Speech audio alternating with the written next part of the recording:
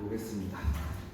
우리 그 다음 물건은요, 우리 두 개 남았어. 근데 사실 시선 속도가 엄청 어렵고 복잡하게 나오고 뒤에는 그래도 하나하나씩만 보면 좀 무난합니다. 앞에 거보단 그래요.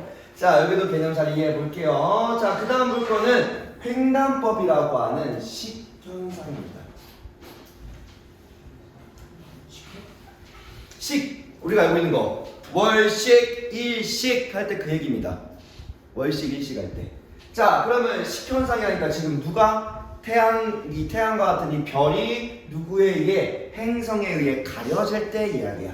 그래서 행성이 중심별 앞면을 지나갈 때 아무래도 행성이 더 어두우니까 우리가 막 우리의 일식은 뭐야? 달이 태양 앞을 지나갈 때 우리 지구랑 태양 사이에 달이 위치해서 지나가서 그림자가 생길 때 그걸 우리가 일식이라고 하잖아요. 얘도 똑같이 우리가 바라보는 별이 별의 앞면으로 행성이 지나갈 때 별의 일부가 가려지니 밝기가 증가해 감소해? 어때? 당연히 잠깐 감소하겠죠. 그래서 이 별의 밝기 변화 그리고 또 주기적으로 나타날 겁니다. 주기적인 밝기 변화로 행성의 존재를 할 겁니다. 자, 근데 먼저 얘 단점부터 한번 살펴볼까? 식현상이 일어나려면 즉 이렇게 앞에 정확하게 지나가려면 반드시 뭐가 돼야 돼? 내가 바라보는 이 시선 방향과 그리고 이 별이 반드시 뭐예요? 여러분 앞으로 이렇게 그대로 이 별의 앞면을 그대로 지나가려면 공정궤도면이 어때야 돼요? 거의 완벽하게 나란히 하지만 가능하죠. 그죠? 우리도 달이 있지만 달이 항상 태양 앞을 지나가는 게 아니잖아. 그것보다 훨씬 더 낮은 이 공정궤도를 딱 일치한 특정 행성계의 행성만 볼 수 있다고 생각하면 됩니다. 그래서 이게 단점이라고 하면 좀 단점일 수 있겠죠. 자, 우선은 요 중심별을 누가 이렇게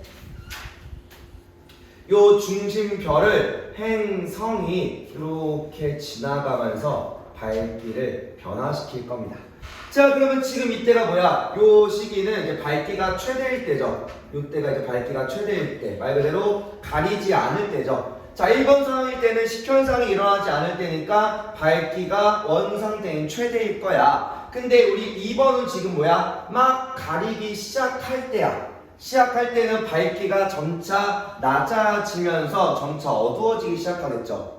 그리고 3번 시기는 뭐해? 별 앞에 행성이 완벽하게 들어왔을 때 이야기죠. 그럼 이때는 요만큼 뭐야? 뭐에 의해서? 행성의 반지름, 즉 행성의 이 표면에 의해서 완벽하게 가려서 뭐 한 거야? 밝기가 감소한 거죠. 그죠? 그래서 요만큼 밝기가 최소로 나타날 겁니다. 자, 그러면 이렇게 나오면 또 뭐가 나오냐? 식이 나와요, 식. 자, 오늘 잘 생각해보자. 여러분들, 지금 행성이든 별이든 둘 다 9에 가까운데 우리가 바라볼 때는 무슨 형태야? 우리는 3차원적으로 다 볼 수 없잖아. 그럼 우리가 바라보는 얘 표면은 무슨 형태예요? 무슨 도형?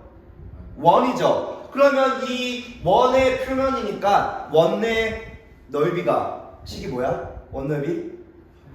파이 r 제곱이죠. 자, 얘가 이렇게 있고 라지 r이라고 얘기할 거고요. 그럼 얘는 뭐야? 파이 라지 r 제곱이 되겠죠. 그죠? 반지름에 의한. 그리고 얘는 지금 뭐야? 행성은 요만큼이 지금 뭐야? 스몰 r이라고 하면 얘는 파이 스몰 r 제곱만큼 되겠죠. 그죠? 그러면 이렇게 딱 나왔을 때 이 상태에서 만약에 밝기가 만배였다가 만 정도였다가 밝기가 줄어들고 나서 얼마큼 최소값이 얼마가 나오냐? 9991이 나오더래. 그러면 별과 별의 반지름 즉 라지 r과 스몰 r은 몇 대 몇인가요? 몇 대 몇? 몇 대 몇? 얼마? 뭐라고? 100대 3이죠. 뭐가 어려워? 이거 뭐야? 이 감소폭이 얼마예요? 감소폭이 얼마? 9만큼 감소한 거죠. 그러면 그게 누구야? 얘가 약 9 정도 나온다는 거잖아. 그리고 얘가 얼마고? 얘가 만만큼 나온 거죠. 그죠? 그러면 이때 파이 r 제곱과 파이 스몰 r의 제곱이 만 대 9가 돼버리니까 이거 파이 지우고 제곱 지워버리면 어떻게 돼요? 100대 3이 남겠죠. 이해돼요? 기본식이야. 기본식인데, 그러니까 되게 간단한 식인데 여기까지 여러분이 이제 같이 생각할 수 있냐는 거야. 그러니까 사고의 범위만 좀만 넓어지면 금방 합니다. 이게 가장 일반적으로 많이 물어보는 이야기예요. 알겠죠? 그래서 이렇게 나타날 거야. 뭐야 이게? R 대 스몰 r입니다. 바라보는 모양에서의 태양의 반지름과 별의 반지름과 행성의 반지름입니다. 물론 이게 실제는 아니죠. 그죠? 바라보는 모양이니까 거리가 좀 달라질 수 있겠네. 그냥 거의 어차피 우리랑 얘는 거리가 엄청나게 멀고, 그리고 그 거리에 대비 별과 행성 간의 거리는 굉장히 가깝겠죠. 그래서 거의 그대로 나옵니다. 뭐 그래요. 어쨌든 너무 신경 쓰지 말고, 너무 이제 좀 오차가 있을 것 같은데 그 오차야 우리가 신경 쓸 필요 없고, 야 요렇게 식이 나온다 정도만 알고 있으면 되고, 중앙 같은 경우는 여기서 더 자세히도 배웁니다. 너네가 진도 몇 개 나갔니? 둘, 셋, 넷으로 1번, 2번, 3번, 4번 해가지고서 1부터 3까지, 2부터 4까지 해가지고서 뭘 구해? 요 행성의 반지름과 별의 반지름을 또 이런 식으로 구하기도 합니다. 이건 나중에 배운 학교에서만 따로 한번 더 얘기합시다. 서로도 배웠나요? 일단 나중에 학습지 보고 다시 한번 얘기하자. 지금은 이 정도만 볼 수 있으면 되고요. 자, 그리고 여기서 심화 하나만 더 다룰 겁니다. 자, 잘 봐봐.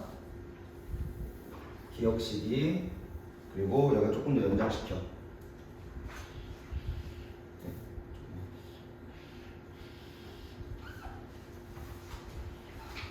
자, 이렇게 있고요. 요거는 가운데다가 책상 하나 더.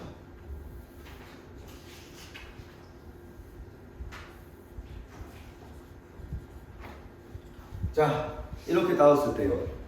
이렇게 나왔을 때. 자, 지금 이야기는요, 식현상과 시간속도를 동시에 보는 방법입니다. 지금 얘도 지금 어떻게 돌고 있어? 우리가 바라봐서 이렇게 돌고 있는 거죠. 식현상이 일어나는 동시에 시선속도 방향 일어나 안 일어나? 공정궤도가 지금 나랑 직선상에 있으니까 뭐해? 날아가니까 당연히 더 잘 일어나겠죠. 가장 이상적으로 일어날 때가 얘입니다. 그래서 원래 제대로 문제 낸다고 하면 얘랑 시선속도를 같이 내야 돼요. 왜? 한번 볼까? 자, 지금 이렇게 바라보는 게 관측자가 여기서 이렇게 바라볼 거야. 그러면 현재 기억 시점은 뭐 하는 거야? 자, 질량 중심축이 여기고요. 자, 행성의 공정궤도면과 별의 공정궤도를 이렇게 따져봅시다. 이상적으로. 그러면 자, 기억일 때 행성은 어디 있어야 될 것 같아? 아래. 자, 1번, 2번, 3번, 4번. 1번. 자, 행성이 어디 있어? 1번 위치에 있어야지만 가능하죠. 내 앞을 가로막아야 되는 거지. 그 다음에 자, 별은 다른 말로 쓸까? 기억, 니은, 디귿, 리을이 있으니까 별은 가, 나, 다, 라로 가보자. 자, 어디? 별은 어디 있어야 돼? 가의 위치에 있어야 되죠. 서로 뭐 하는 거야? 대칭적 위치에 있다고 했죠. 요 뒤에 있겠지. 그럼 별은 지금 가장 먼 위치에 있는 거죠. 이해가요? 그죠? 그래서 요렇게 지나갈 때. 그리고 공정 방향을 이렇게 정해줬습니다. 그럼 행성은 어디로 가? 왼쪽, 오른쪽? 오른쪽. 행성 어디로 가? 행성 오른쪽. 별 어디로 가? 왼쪽. 별 왼쪽으로 이동하겠죠. 이해돼요? 자, 그러면 이때 시선 속도가 가장 크게 발생할 때는 언제일까요? 기억, 니은, 디귿, 리을일 때. 얘가 지금 우리가 눈에 보인 대로 해보니까 어려울 리가 없고. 리을. 자, 언제 해야 돼?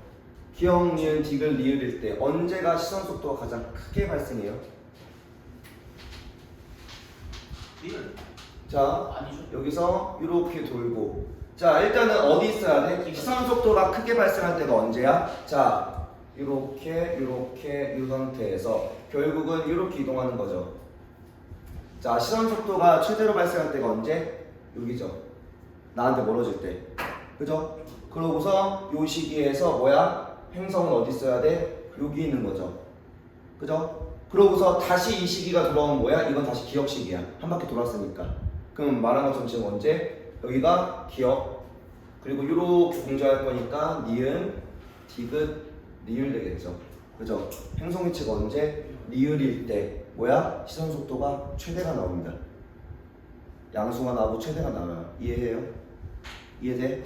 이 문제에서 여러분이 요거까지 가야 돼. 왜? 얘는 시선 속도가 나타낼 수 있는 긍정궤도가 나란한 천체의 모습 이동들이니까. 이해가요? 이해돼? 우리 지구 기후 변화도 하나만 보는 거 어렵지 않잖아. 세차원도 하나 보는 거 그건 쉽지. 다른 거 두 개, 세 개가 같이 들어올 때가 어려운 거죠. 얘도 똑같습니다. 이거 하나씩만 보는 거 그렇게 어렵지 않은데 동시에 볼 수 있냐는 거 질문할 거예요. 알겠죠? 그래서 서술형도 자주 나오고 얘 자체만 서술형도 자주 나오고요. 이런 말 이해 가? 그럼 뭐 봐야 돼? 관측자 위치, 공정궤도, 그리고 여기서부터 지금 어떻게 이동하고 있는지 이해돼요? 만약에 얘가 지금 여기 있으면 기억 위치에 있으면 여기가 니은 위치 있을 거고 저기 뒤에 디귿 위치에 있을 거고 그 다음에 여기에 리을에 있을 거고 그죠? 그만큼 별은 더 그 대칭점이 있겠죠? 그걸 여러분이 고민할 수 있어야 됩니다. 알겠나요? 이거는 문제 풀 때 더 고민해 봅시다. 더 봅시다. 시간 없어 이제. 더 얘기할 시간 없어서. 자, 행성의 특징은요. 행성의 반지름이 크면 클수록 밝기도 더 증가해 감소해. 행성이 클수록 어때요? 중간.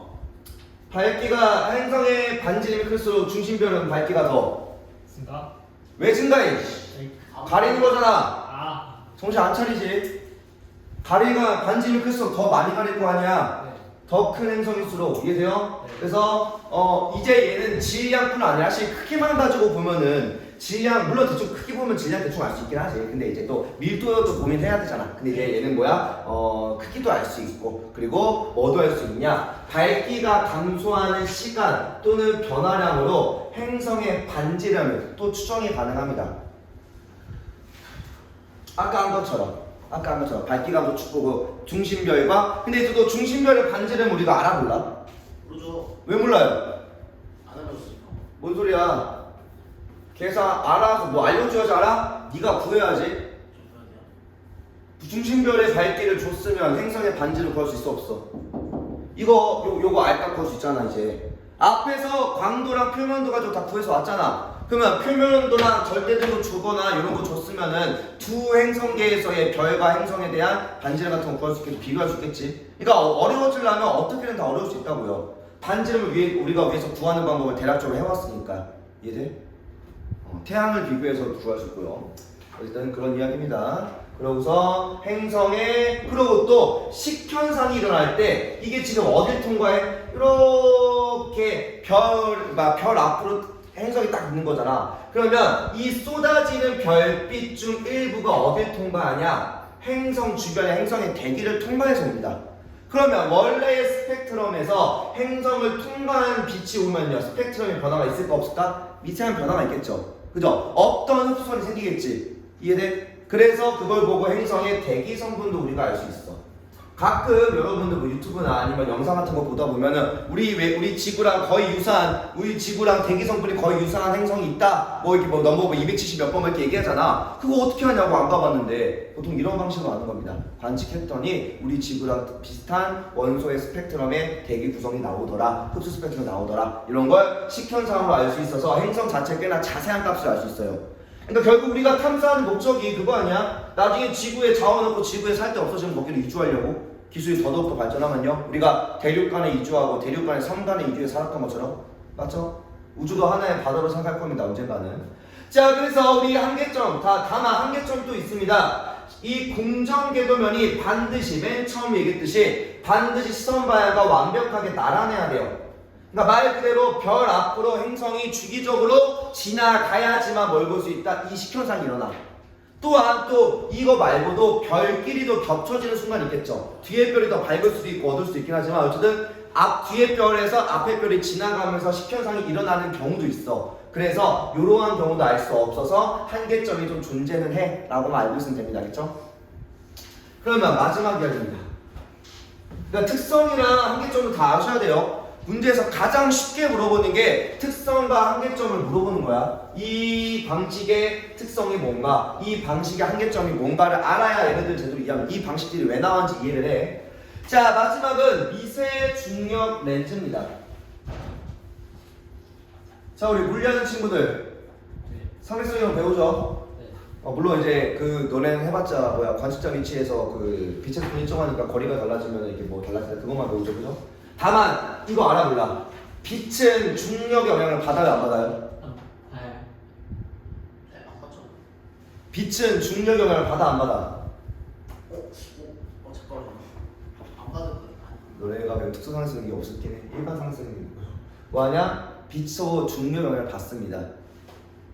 빛도 중력 영향을 받아요. 그래서 거리가 즉 얘네들은 이 중력에 의해서 빛이 끌려오기 시작합니다. 이런 이야기야.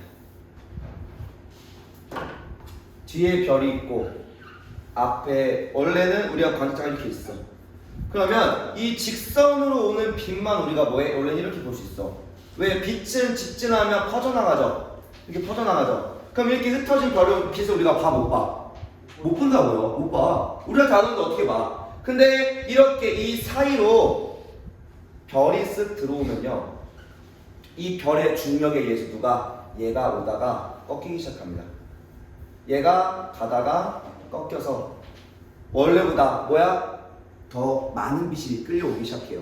이해돼요? 자, 중력이라는 건 뭐야? 이 거리가 다른 두 개의 별이 같은 방향에 있을 때, 같은 축상에 있을 때 뒤쪽 배경별, 뒤쪽 별이죠. 뒤에 있는 별이 앞쪽 별의 중력에 의해서, 또 중력은 또 뭐야? 인력이잖아. 당기는 힘이잖아. 그래서 빛을 당기니까 빛이 뭐에? 직선이 되는 순간 약간 더 모이니까 밝기가 더 일시적으로 증가하겠죠. 그죠? 그래서 미세하게 굴절되어 휘어져서 뭐하냐? 렌즈 효과. 뭐한다고? 굴절해서 빛을 모아주는 현상이 발생합니다. 물론 그것도 정확히 말하면 위치마다 다르긴 하지만 우리 앞으로 직선으로 지나간다고 생각하면요. 자, 그래서 이걸 이제 미세 중력 렌즈라고 하는데 이것도 당연한 이야기야. 그럼 이 얘기구나. 내가 관측자가 이렇게 있을 때 별에서 오는 빛을 추가적으로 누가 이 앞쪽 별이 추가적으로 조금 더 원래는 이렇게 날아가야 될 빛을 우리한테 도달하지 못할 빛을 조금 더 뭐 하는 거야? 끌어당겨서 꺾여서 더 밝기가 증가하게 해주는구나 라는 이야기죠. 그죠? 근데 우리가 중요한 건 뭘 봐야 한다고? 그 와중에 행성이 있는지 봐야 돼. 그래서 앞쪽 별이 행성을 가지고 있다면 행성도 질량이 있어 없어? 행성 질량 있어 없어? 있죠. 그럼 중력 있어 없어? 있겠죠. 그러면 끌까 안 끌까? 크든 작든 끌리긴 하겠죠. 그래서 행성에 의한 배경별의 밝기 변화가 추가적으로 나타나. 이 추가가 누구 때문이야? 행성의 질량에 의한, 행성의 중력에 의한 아주 미세한 추가적인, 그러니까 미세가 더 붙은 거야. 아주 작게나마 조금 더 추가되는 현상이 발생합니다. 이해돼요? 그러니까 별은 구체이기 때문에 한번 쓱 지나가면 이렇게 양쪽이 대칭적인 밝기의 증가와 감소, 밝기 변화를 가져와야 돼. 대칭적으로 직선을 쭉 지나간다고 하면요. 그죠? 근데 이번에 별은 뭐하냐? 관측자가 똑같이 바라봤는데 이번 별은 이 밝기의 변화가 추가됐다가 갑자기 한번 똥 하고 튀네. 이거를 이제 우리가 뭘로 추정한다고? 이 현상을 행성 때문에 나타난 추가적인 질량 렌즈 효과라고 우리가 이해할 겁니다. 이해돼요? 자, 그럼 일단 이게 있으면 뭘 갖고 있다? 요게 누구 때문에 발생한 거? 행성에 의한이죠.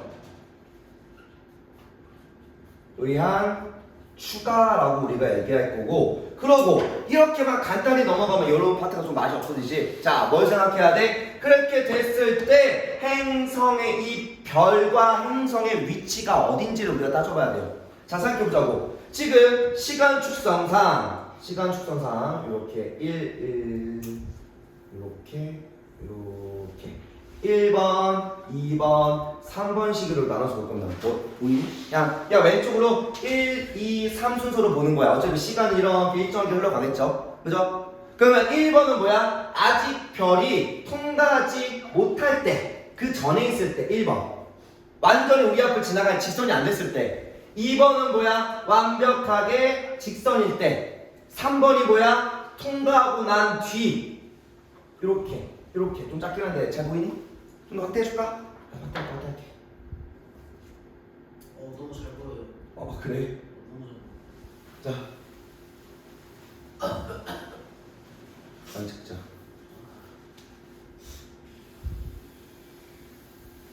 힘들지? 나도 힘들어. 저 아닌데요. 그렇단 다행이야. 그냥 한번 금방 보고 싶었어요. 자 이렇게.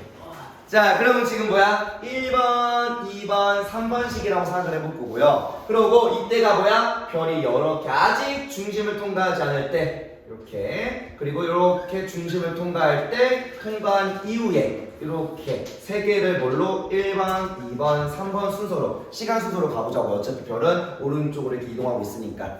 그죠? 그러면 지금 이 그림을 보니까 이 별은 지금 어디에 갖고 있어? 행성이 별의 이동 방향의 앞쪽에 있어, 뒤에 있어? 별의 이동 방향의 앞이야, 뒤야? 뒤쪽. 예? 뒤쪽. 뒤에 있죠, 그죠? 지금 뭐야, 이거 그림이 이미 있잖아, 이미 예시에. 그러니까 이때는 뭐야? 요 별은 지금 뒤에 거 그림 무시하고 요렇게 있을 때 행성이 아직 여기쯤에 있는 거죠.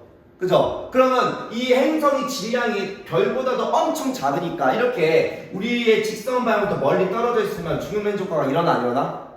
안 일어나죠. 그럼 이때는 아예 관이 없음이야. 그냥 별에 의한 추가적인 아주 미세한 중력렌즈 효과만 조금 일어나서 조금 상승한 거죠. 그죠? 이렇게 상승해 있는 거죠. 그죠? 자, 두 번째 2번일 때 한번 봐볼까? 2번일 때 보니까 어때요? 2번일 때 같이 이거 하나씩만 봐. 2번일 때는 이렇게 있다는 거죠. 그러면 행성이 여기 있기는 한데 지금 렌즈 효과는 누구에서? 별에 의해서만 이렇게 나타납니다. 이렇게 별에 의해서만 이렇게만 나타나. 왜? 아직도 행성이 할 수 있는 꺾임 정도는 어느 정도야? 이 통과하는 빛의 요 정도에 아주 이렇게만 꺾습니다. 여기서 지나는 별에 아주 요만큼만 꺾어요. 그러면 이 꺾인 정도를 우리한테 영향을 줄까 안 줄까? 안 주겠죠. 그러면 세 번째, 마지막 세 번째 별이 여기쯤에 있을 거야. 별이 이제 우리 완전 앞을 통과하고 난 뒤에, 그러면 공전궤도가 이렇게 있는 거에 행성이 딱 어디 있어?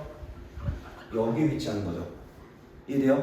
이때 중력렌즈 효과가 나타난 이유가 왜냐? 이 순간에 뭐 한 거야? 별빛이 뭐야? 이렇게 별빛과 별과, 즉 배경별과 관측자가 일직선이 된 순간입니다.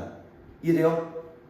이해돼? 그래서 요 순간, 이 중심을 통과한 이후에 추가적인 중력렌즈 효과가 일어난 이유가 뭐 한다고? 별의 공전 궤도의 뒤쪽, 이동 방향의 뒤쪽 편에 행성이 있기 때문에 행성과 별이 일직선이 되는 순간이 뭐한다? 통과 이후에 있었다라고 하는 추정이 지금 뭐야? 요 뒤쪽에 추가적인 렌즈 효과입니다. 이해돼요? 그러면 여기서 이렇게 이게 아니라 여긴 이렇게 가 있고 이렇게 튀어 있으면은 이렇게 중심에 도달하기 전에 먼저 추가적인 효과가 일어난다는 건 행성이 별보다 어디에 있다? 앞에 있다? 뒤에 있다? 네. 앞에 있다라고 추정하면 됩니다. 어렵진 않아. 모르면 못 푸는데 어렵진 않죠. 이해가요? 이해가요? 네. 그리고 이걸 이해해야 뭐하냐? 자, 지금 이 그림처럼 행성의 공전궤도가 이렇다고 얘기해봅시다. 반시계라고 얘기해볼게요. 반시계야. 그러면 이때 별은 청색편이야, 적색편이야? 앞쪽 별. 앞쪽이요? 이 별, 뭐 뒤쪽 별은 모르죠. 행성 있는 점을 모르니까. 이 앞쪽 별에서 지금 행성이 이렇게 위치하고 반시계로 돌고 있을 때 이 별은 청색편이야, 적색편이야? 청색. 이거 뭐야? 별. 자, 행성이 이렇게 이동한다고 하면 여기서 별은 뭐예요? 중심축으로부터 가까워져 멀어져. 지금 행성이 지금 나로부터 시선 방향 가까워져 멀어져요. 멀어가지고. 지금 행성이 나한테 다가오고 있으니까 별은 나한테 어때? 멀어지겠죠? 이때 별은 나로부터 멀어지는 어디론가 이렇게 지금 공존하고 있겠죠. 그죠? 그럼 뭐야? 이 별은 나로부터 뭐하냐? 청색편이 적색편이? 적색편이 일어나겠죠. 이거까지도 같이 물어봅니다. 시선 속도를 매우 강조하는 이유가 만약에 발생할 수 있는 공정궤도 만약 우리랑 완벽하게 수직이 아니라고 하면은 날아가는 쪽에 가깝다라고 하면은 얘는 뭐가 일어나? 적색편이가 일어날 거야라고 추정하는 거라고요. 이해돼요? 그래서 시선 속도를 매우 중요하게 온 게 요 세 개에 다 붙일 수 있어. 우리가 관측만 가능하다고 하면요. 이해돼요? 그래서 시선 속도를 잘 이해하고 오셔야 됩니다. 시선 속도를 잘 이해한단 말이 뭔 얘기야? 별과 행성 간의 공전을 잘 이해하고 있다는 거예요. 알겠지? 이해가니 지금? 그래서 넘어갑시다. 이게 그게 끝이야. 자, 그래서 배경별 앞에 별이 지나갈 때, 배경별 앞에 별이 지나갈 때 미세중 렌즈가 나타나면 이때는 밝기가 어떻게 돼? 별이 지나갈 때 밝기가 증가 감소? 증가해요? 감소해요? 감소. 증가. 뭐야? 다시 증가. 증가죠. 왜? 얘 빛의 중력 렌즈 효과로 모아준다고 했잖아. 그럼 오히려 위랑 아래랑 같아 달라 느낌이? 식현상과 렌즈 효과랑 밝기 변화가 반대로 가죠. 그래서 특성을 잘 알고 있어야 한다고.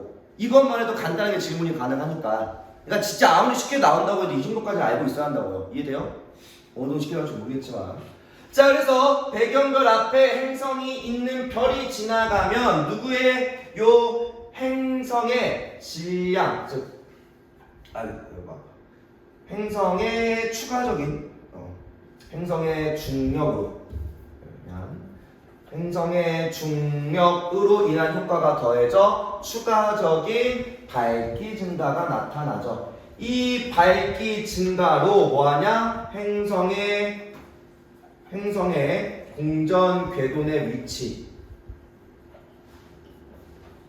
네, 위치까지 추정할 수 있어야 돼. 위치 추정. 뭐 한 것처럼 이렇게 중심을 지난 쪽에 중심 이후에 밝기 증가가 일어나면 수리나 뭐라고? 행성이 어디 있다고? 요 중심을 지난 요 뒤에 중심을 지난 이후에 행성의 밝기 증가가 있으면 행성에 의한 밝기 증가가 있으면 행성은 별보다 이동방의 앞쪽 뒤쪽 뒤쪽에 있다고. 이 정도까지는 기본으로 알고 있어야 한다고요. 이해돼요? 그러니까 이 정도까지 여러분이 넓게 깊게 볼 수 있어야지만 다른 파트의 문제도 똑같이 이해하는 것 같아. 알겠죠? 너무너무 쉽게 생각하지 말라고. 알겠지? 자, 그래서 우리 행성의 공중궤도 면과 시선 방향이 나란하지 않아도 돼요. 이제 자, 이 나란하지 않아도 된다는 게 누굴 까는 거야? 그러니까 이 방신마다 장단점이 명확해. 그리고 그 장단점 때문에 이걸 더 배우는 거라고요. 근데 나란하지 않아도 발견할 수 있다는 건 일방적으로 누구를 비판하는 거야? 위에서 꼭 나란해야 되는 게 누구였어? 식현상이죠. 그죠? 식현상은 나란해야지만 가능했잖아. 근데 얘는 오히려 나란하지 않아도 가능한 거죠. 이해돼요? 근데 나란해도 어떻게 가능해요? 아니 이렇게 공정궤도가 아까처럼 이렇게 내가 바라볼 때 이렇게 나란하지 않아도 조금 이렇게 틀어서 돌아도 렌즈 효과는 일어나 안 일어나? 일어날 수 있어. 직선상에만 위치하면. 이해돼요? 별 앞에 지나만 가면. 그래서 알 수 있기 때문에 가능하고요. 또 질량이 큰 거 작은 거 이때는 오히려 누구냐? 작은 거. 아니 크면 클수록 좋은 거 아니에요? 물론 크면 클수록 이 현상이 더 뚜렷하게 나타나겠지. 근데 이게 크게 나타나는 게 중요할까? 아니야. 이 현상이 일어나는지가 중요한 거예요. 만약에 없으면 완벽하게 좌우 대칭 쪽으로 곡선 형태로 빠질 거 아니야. 중간에 다시 마냥 뾰족 튀어나온다는 건 뭐야? 얘가 뭔가 잠깐 있다가 살짝 지나갔다는 거잖아. 그러면 물론 다른 것도 있겠지만 우리가 대체로 뭘 추정한다고? 야 여기서 이렇게 뾰족뾰족 이렇게 나타나는데 그러면 최소한 3개의 행성이 있었다라고 추정하는 거죠. 그죠? 이해돼요? 그래서 질량이 크든 작든 중력 렌즈 효과를 가져올 수 있으니까 이때 뭐야? 질량이 작은 행성을 찾는데 유리하다. 이건 누굴 까는 걸까? 이건 누굴 까는 거야? 누구 방식에서 안 했던 거야? 도플러가 왜나? 아니에요? 아니 도플러가 아니라 시선 방향으로 보는 거죠, 그죠? 도플러 물론 도플러로 본다는 말이 좀 틀린 말은 아니겠는데 도플러라고 좀 그래. 시선 속도에서 뭐 한다고? 질량이 클수록 좋다고 했죠, 그죠? 그리고 식현상은 반드시 뭐 해야 돼? 나란해야지만 가능하다고 했었지, 그지? 그러면 얘는 뭐야? 그 둘에 대해서 안 보는 애를 보기 위해서 추가적인 방법을 또 설계한 겁니다. 그래도 못 보는 것들 이해돼? 그래서 얘는 뭐랑 관련 있어? 요거는 식현상에서의 단점이고요. 근데 큰 문제 어떻게? 이 효과 보고 알겠죠? 이 효과가 얼마큼 유효한지 보고 알겠지. 그리고 크든 작든 일단 크든 작든 발생을 하니까요. 큰지 작은지를 보는 게 중요한 게 아니라니까. 물론 직선상에 있으면 더 크게 발달하겠지. 그러니까 안 커도 발견할 수 있다고. 그게 중요한 거라고요. 얘 가지고서 이게 크나 작냐는 사실 보기 어려워. 완전히 직선상에 위치할수록 더 렌즈 효과가 잘 일어날 거니까 질량이 반드시 크다고 해서가 아니라. 근데 이 효과가 일어나는 것 자체가 뭐야? 행성의 존재 유무를 알 수 있는 거죠. 그게 중요한 거라고요. 행성이 있는지 없는지를 판단하는 게. 알겠나요? 그리고 이제 그 다음 이야기는 이제 그거지. 그러면 얘가 질량이 얼마나 큰지 그런 건 어떻게 하나요? 그거는 요 다음으로 빠질 겁니다. 이제 얘랑 얘 간의 공전궤도 거리가 얼마큼 되고, 그리고 여기 통과한 빛의 변화가 어떻게 되고, 스펙트럼 볼 수 있으면 스펙트럼에서의 변화를 볼 수 있으면 보고, 아니면 이 정도 거리면에서 얘 이동 속도랑 이 튄 거 보고 얘가 얼마큼의 렌즈 효과를 가져왔으니 중력을 계산할 수 있겠죠. 그건 우리가 할 거 아니고 일단 있는지 없는지 찾을 수 있다는 게 중요한 거죠. 그죠? 그거 아니면 우리가 알 수 있어 없어? 안 보여서 모른다고. 원래는 안 보일 애를 이 특성을 가지고 보는 게 중요한 겁니다. 이해돼? 그래서 얘는 뭐야? 시선 속도에서의 단점이죠. 시선 속도 변화는 질량이 커야지만 가능했어. 그죠? 그러니까 얘네가 세 개가 나는 좀 얽혀있다고 생각하면 돼요. 한 방법이 엄청 좋았으면 그것만 했겠지. 뭐하러 이 세 개까지 만들었겠어. 방식이 다 다른데. 이해돼요? 안 되는 한계점을 보완하려고 뭐한다? 이 둘을 보완하는 측정 방식이라고 생각하면 됩니다. 다만 얘도 단점은 있지. 뭐야? 이 별과 별이 겹쳐지는 게 자주 일어나? 주기적으로 일어나? 해봤자 딱 한 번 일어나겠지, 한 번. 그죠? 그래서 주기적인 관측은 불가능하다가 단점이라고 하면 단점입니다. 알겠어요? 자, 여기 뒤로 이제 빨리빨리 넘어갈 겁니다. 직접 촬영하는 경우도 있어. 저기 뭐 센타워 리벨 같은 경우는 직접 촬영하기도 합니다. 가까우니까. 근데 멀면수록 밝기가 어두워지다 보니까 보여 안 보여? 안 보이다 보니 직접 관측한 경우는 거의 몇 개 안 돼요. 거의 극소수에 가깝고요. 자, 그래서 우리가 탐사한 것 중에서 가장 많이 발견되는 건요, 식현상입니다.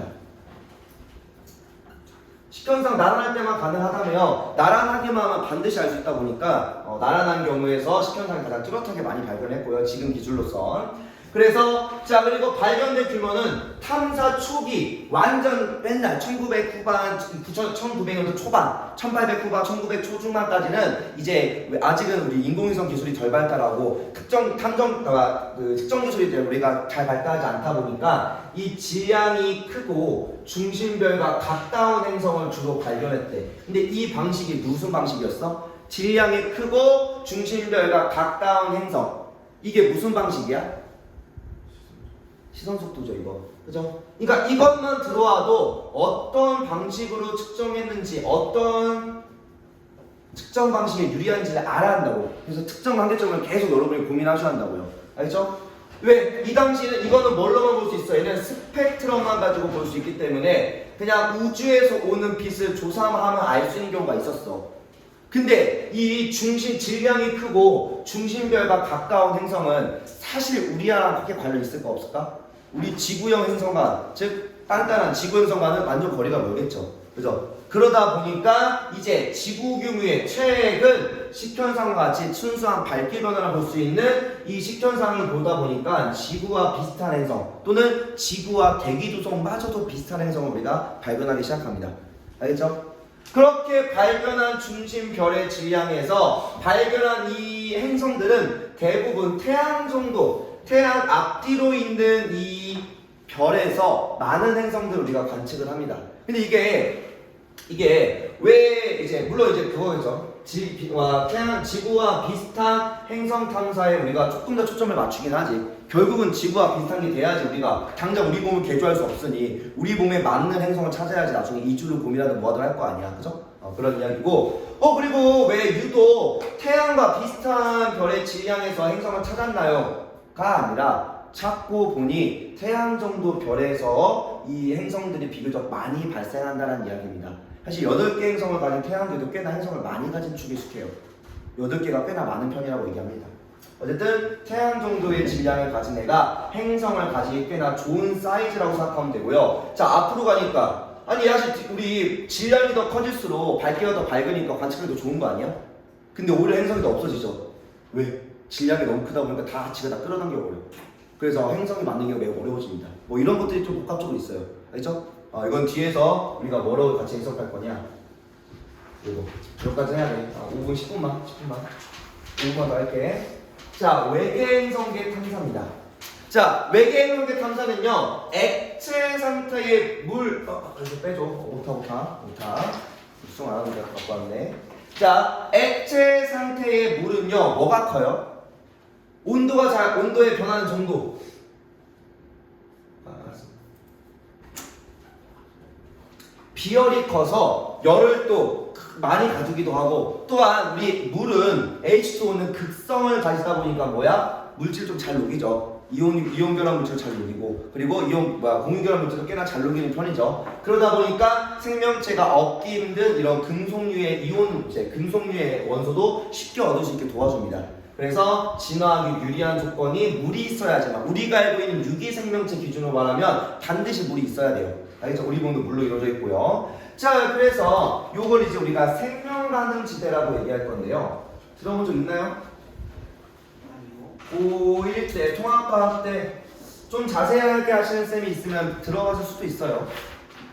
자, 생명 가능 지대는요, 말 그대로 별 주위에 물이 액체로, 고체는 사실 안 녹이잖아. 액체일 때 물이 좀 특이한 성질을 가지는 거지, 고체나 기체일 때는 뭐 큰 특성이 없습니다. 그래서 액체로 존재할 수 있는 영역으로 아무래도 중심별의 광도, 또 광도 나오네. 광도 나오면 항상 뭐 생각해야 돼? 광도는 반지름과 표면 온도의 내제곱의 비례가 계속 따라다녀야 돼. 이 이야기는 이 3단원이라고 하는 우주 파트 전체를 다 따라다닙니다.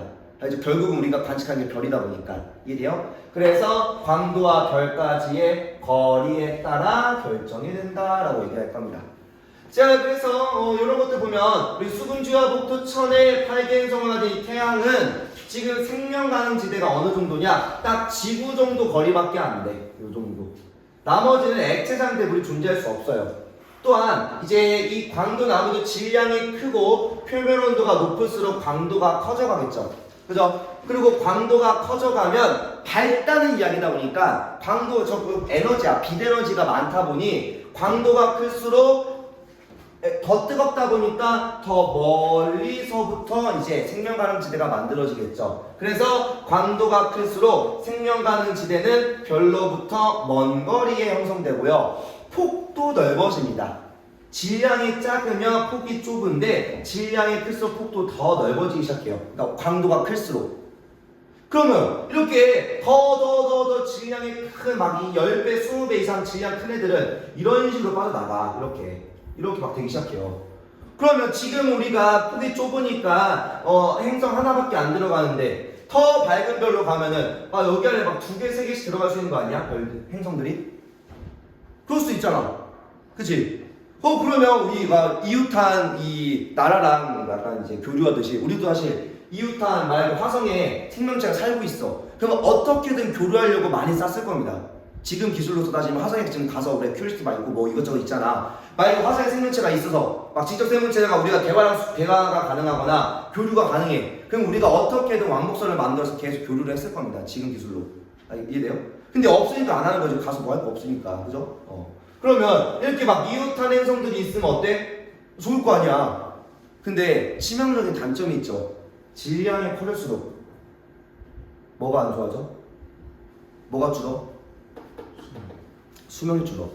수명이 극도로 줄어든다고 했죠. 1.3에서 3의 제곱분의 1로 질량이 수명이 감소한다 했지. 질량의 증가폭에 대비해. 그러면 이렇게 폭이 넓어진 건 좋으나 이 별의 수명이 줄다 보니까 어떻게 돼요? 생명에 지날 수 있는 시간이 충분히 나와 안 나와? 액체인 물이 있어도 안 나와. 이런 이야기입니다. 이해돼요?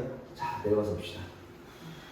자, 우리가 얘기하는 유기 생명체 기준이고요. 우리는 아직 물을 기반으로 하지 않은 생명체를 모르기 때문에 물을 기준으로 얘기할 겁니다. 우리를 기준으로요. 꽤나 뭐 오만하고 아직은 우리가 부족한 거죠.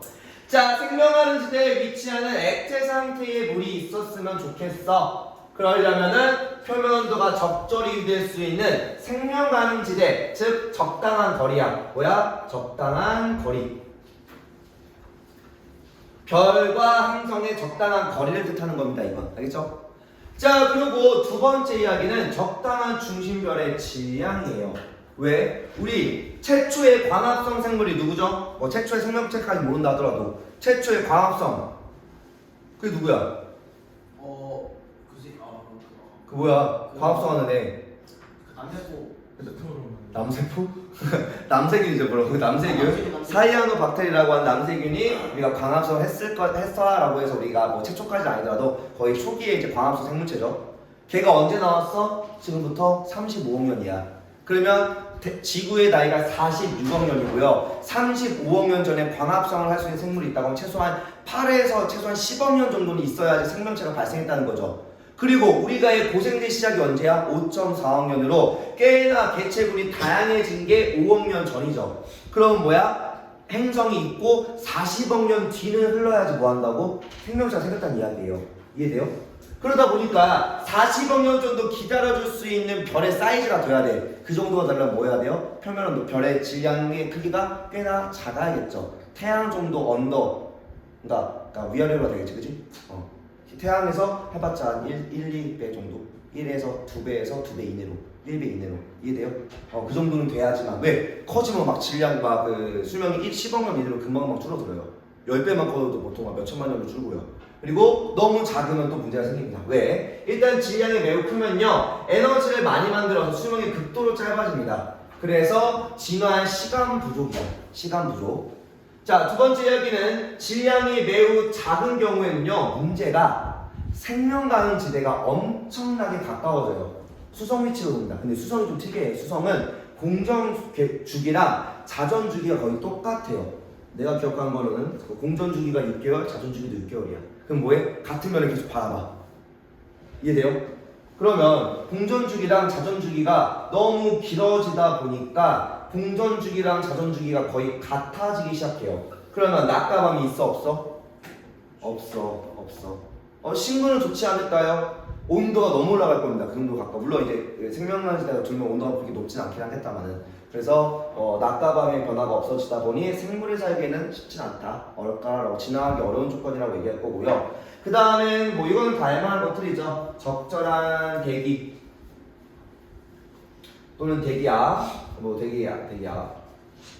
온실효과 등등. 그리고 온실효과, 뭐 자외선 막아줘. 또한 자기장도 있어야 돼. 현재 우리 생물은 자기장, 즉 방사능을 견딜 수 없기 때문에 방사능 자체를 견디는 생물이면 뭘까? 우리가 생각하는 지금의 유기체, 그러니까 우리가 알고 있는 그 생명주식 원리, 그러니까 DNA와 RNA를 해석하는 방식에서는 자기장이 없으면 안 됩니다. 다 날아가요, 죽어요. 그리고 적절한 자전축의 기울기. 자전축의 기울기가 적당하다는 게 뭐 때문에 그래요? 자전축이 없으면 어떻게 돼? 이거 해서 알잖아. 자전축이 없으면 어떻게 돼요? 자전축의 기울기가 없으면 뭐가 없어져? 계절이 없어져. 그죠? 기울기 없으면 계절 자체가 사라집니다. 또는 너무 기울기가 크면 뭐야? 계절 변화가 너무 커지죠. 즉 적당한 계절 변화가 있어야 돼. 그래야지 지구 고위도와 저위도 간의 기온차도 적어집니다. 계절 변화가 있어야지만 평균 온도가 어느 정도 맞아 좀 적당해져요. 자, 그거를 다 종합해서 보니까 요거는 일본 빈칸 안 뚫었어. 그냥 보고만 넘어가. 머리만 박아만 두시고 결국은 살 수 있는 정도가 어디밖에 없어? 요 정도라밖에 없어. 태양 근처밖에 안 됩니다. 한 최소한 30억 년 이상, 아무리 적어도 10억 년. 그래, 우리가 원하는 생명체는 우리도 사실 뭐 지적 생명체라고 말하면 좀 그렇지만, 야, 우리 정도의 뭐 무리를 짓지 않아도 돼. 미생물이라고 있으면 좋겠어도 한 10억 년 있어야 돼. 그러니까 최소 10억 년 있으려면 뭐야? 요만큼. 그래서 살 수 있는 생명체가 존재할 가능성이 높은 행성은 요 정도로만 봅니다. 이해돼요? 그러면 너무 뜨거워도 안 되고 너무 차가워도 안 된다는 이야기예요. 그래서 우리는 요 정도의 별에 있는 행성들의 탐사를 주목적으로 다룹니다. 알겠죠? 어차피 그 마음껏 찌는 거 돈 많이 드니까 목적을 조금 정해줬다라고 생각하면 됩니다. 알겠나요? 이건 알아만 두시면 되고 이건 나중에 한번 읽어보시고 까지 하고 잠깐 쉬었다 합시다. 네.